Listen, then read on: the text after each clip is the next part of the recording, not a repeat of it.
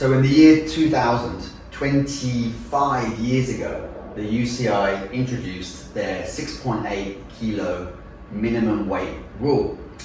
And this was at a time when Trek were bringing out the OCLV, OLCV, whatever, their first carbon fiber bikes.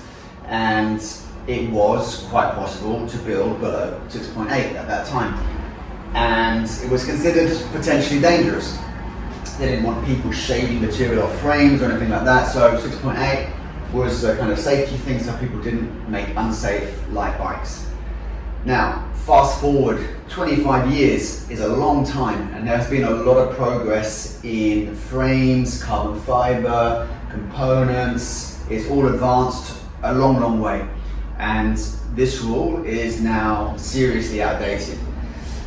This bike, as you see it here, is 5.8 kilos. It is perfectly safe, perfectly rideable, very easy to get a bike to this weight. There's nothing especially exotic on this bike. It just has fairly standard Dura-Race shifting and shifters and derailleurs. A couple of light parts here and there, but you know, there are people building these down to 5.2, 5.3 kilos quite easily, and there's no problem with that whatsoever. So why is it an issue? Why should the rule be changed? Well, because as we've seen in this last Tour de France, now we have fully aero bikes like the new Cannondale Y1 RS and the Cervelo S5, which are able to be built now pretty close to the 6.8 kilo mark. So, and we've seen Pogačar and Vingegaard using these aero bikes on the full-blown Queen super duper climbing mountainous stages, 4,000, 5,000 meters of climbing. They're choosing those bikes, which would have been quite surprising in the old days, but the thing is, now that those bikes are so close to the 6.8, why would you throw away all those aero qualities just to save a few hundred grams? Doesn't make much sense. That's why they're riding them.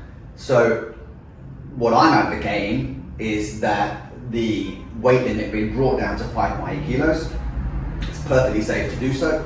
And then it becomes more interesting to see which bike the pros end up choosing, because an extra kilo is really quite significant in one of those mountain stages. And I would argue that if that was the case, then Pogačar would build up the V5 RS and the Cervelo R5 would be built up to 5.8 quite easily, and they would have a nice 1 kilo advantage over the aero bikes.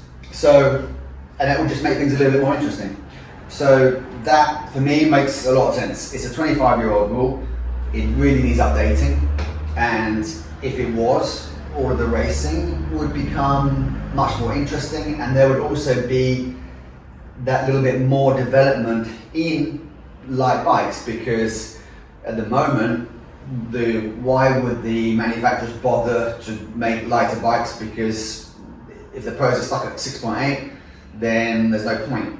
But if you had a 5.8, then they would say, okay, let's lighten up the wheels, let's lighten up the handlebar, so we can get to this 5.8. So it has multiple benefits, I think, for everybody. Yeah, actually, just one final thought, and then I promise I'll shut up and go away. For us amateurs, us lot riding around on road race bikes, I think it's quite easy to get lured into this whole trick of wanting to ride what the pros ride. Now, if you look at the average speed on this year's tour, I think it was 42, 43 kilometers an hour, something like that. They're riding at extremely high speeds, which most of us lot are not going to be achieving. So when you're riding at those speeds, and given that the amount of power you need is exponential to the speed you're riding at, every kilometer an hour requires tons more power to get there. So aero becomes super important when you're averaging above 40 kilometers an hour.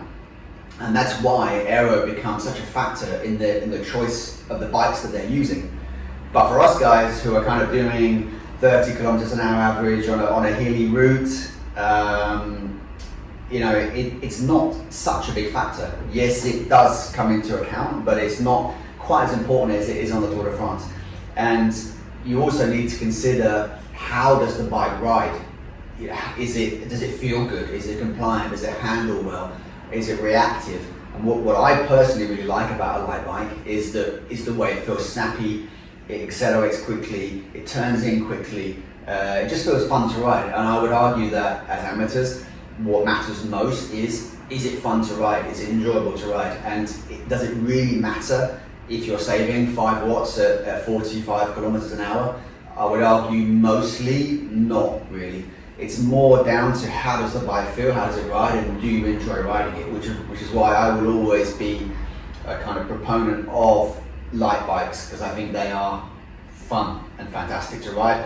And if you can get a bit of aero into it as well, a bit like the SL8, then great. I'm all up for that. But let's not ignore how nice a light bike feels.